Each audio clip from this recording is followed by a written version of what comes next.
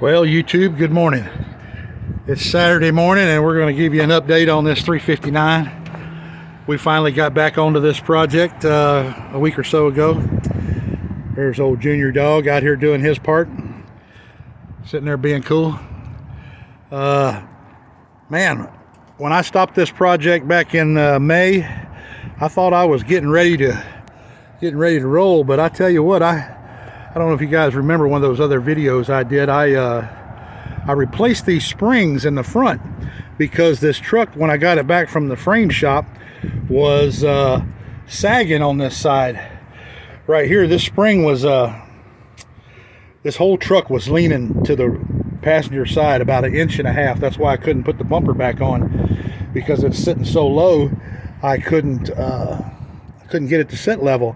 And what happened was, when I let the air out of it, it actually broke these shocks on this side right here. They bottomed out. And I was having a heck of a time. And I put new springs on this side right here, and it did not help it. I was like, what the heck? And see, this is a problem if you're an owner-operator trying to figure this out in your front yard, I guess. Learn everything the hard way.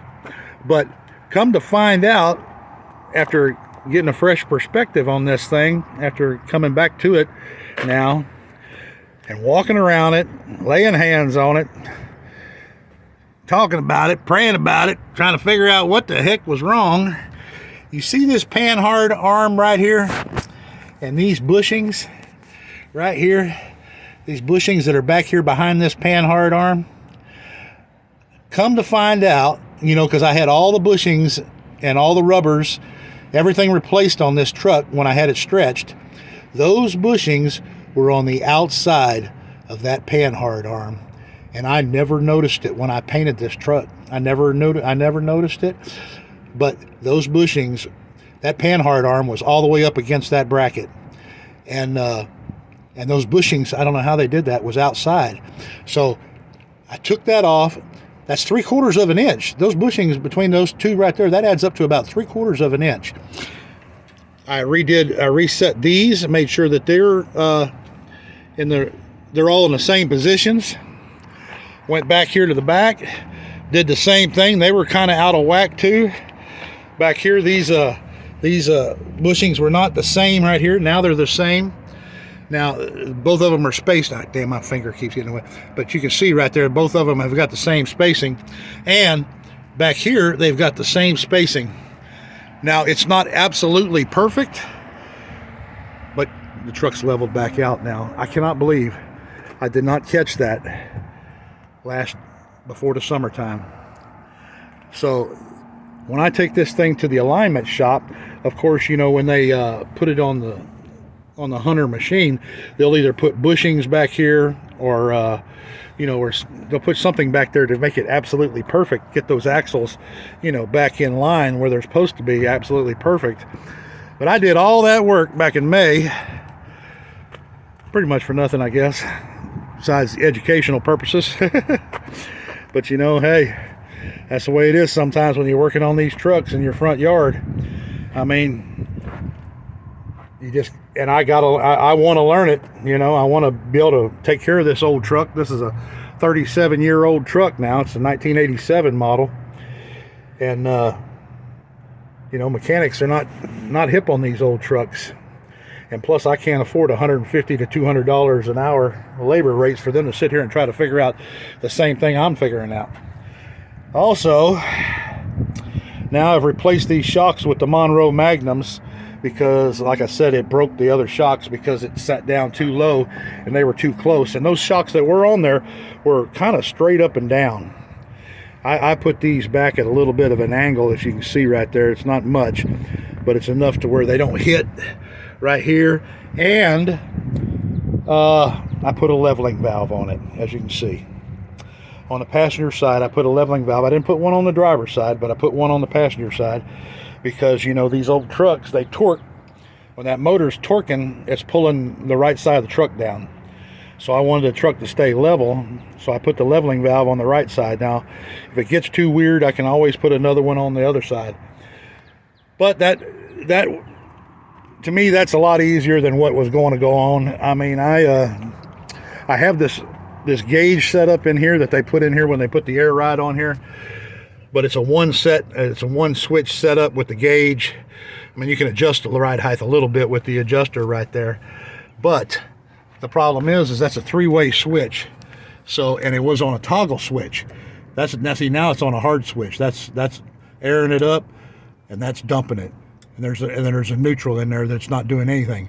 So if you run down the road with that switch up, then the air is constantly going to the air ride, where before it was not doing that. You know, you would have to be sitting there going down the road, constantly looking at the gauge, constantly readjusting it, you know, and that to me was like going to be a major pain in the backside. So we got all this done over here. We got the new shocks on this side. Got everything tied in, new airlines. I put all new airlines on this front axle. So the front axle's done. And it's sitting so close to being level. I mean, I'm not secure enough to put the bumper back on it, but when I get back from the front of the alignment shop, then I'll be able to put the bumper on it, because without the air dumped in it, there's only going to be about 1.5 inches or 2 inches before the bumper hits the ground. So also got back on this project. We had a little screw up here because we didn't know what the hell we were doing. As you could probably figure this out, we were winging this. But you see this exhaust system right here, because when I fired this truck back up after getting better, the exhaust was leaking from both sides right here in this clamp, and it was leaking from that clamp, and I was like, what the heck? I just put this sucker on here. How the heck could it be leaking? And I got to looking at it, and see that bracket, that rubber bracket? That is the bracket that was on the old exhaust. You know, and the old 359 exhaust comes up at a 45-degree angle, where the elbow hits right here on this bracket right here, and it's only 5-inch down there, and it went from 5-inch to 6-inch right there. So it's a whole different weight setup. And after looking at it, you know, the dang elbows, all this stuff down here is so heavy, and this flex pipe is not strong enough or stiff enough to hold these pipes up. And these pipes were actually falling. I think they're falling down. So we went and overkilled it. We made these brackets right here. These are 3-inch angle brackets. Gonna bolt it to the frame right there. Bolt it to the bottom of the, well, let me go on the other side. I'll show you what I bought some 8-inch clamps. We're gonna put around the bottom of the smokestacks. I've already readjusted this side. I've taken the clamp off of this side, so there's no rubber clamp there, but you can see I put this 8-inch bracket on the 8-inch thing here, and right there is where this is going to bolt to, and that's what's going to hold those smacks. I'll be able to those are 3/8 those are 3/8 angle iron, 3 inches by 3/8 thick. So them suckers weigh about 50 pounds. I think we kind of overdid it. My buddy said, Alan, you could have used a 1/4 inch on that, but one thing about it is we'll be able to flip this truck, run it in the ditch, and these damn smokestacks will still be on this truck. But you can see, look at that. I mean, look at that. Isn't that terrible? Well, I didn't even know the smokestacks are separating, and all the black gook is running down my brand new smokestacks. You know, thank goodness that they make a good chrome polish. We'll be able to get all that nonsense off of there. And thank God we found it right now. I couldn't imagine going down the road and have the bottom of the smokestacks fall out. That would be not only embarrassing, but that'd make one hell of an expensive mess. So we're gonna fix that. Once we get that done, fix that little screw up. Once we get that done, this truck will be ready. The front axles and the back axles are where they're supposed to be at. We'll be able to take this sucker to the front end shop and have a 3-axle alignment on this thing, and have them line it back up where it's right, where it. Then we can bring it back here and start putting all this goodies, put all the goodies back on it. But until we figured out this suspension problem, we really couldn't do much to this thing.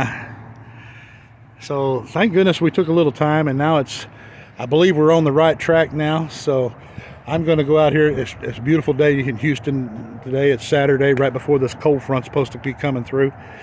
And so next week's going to be kind of nasty. Down here it's going to be in the teens. So we're going to try to get this hooked up today. That way after the cold snap, we can load our wheels up on the deck back here. We got all new lug nuts and hub covers, and we're going to take this thing to the tire shop and get 2 new drive tires right here in this position. We're going to get 2 new steer tires. We're going to take these steel wheels off that I've been threatening to do. This thing's got steel wheels back here on the back. We're going to take those off and put 4 aluminum wheels back there and have this 3-axle alignment done. Right, Junior? Yeah, he's not saying much this morning. Well, guys, I hope you have a great day. And that's the latest on the 359, but I'm glad we fixed all these problems before we got on the road and had a major catastrophe. So you guys have a good day, and we'll talk to you on the next video.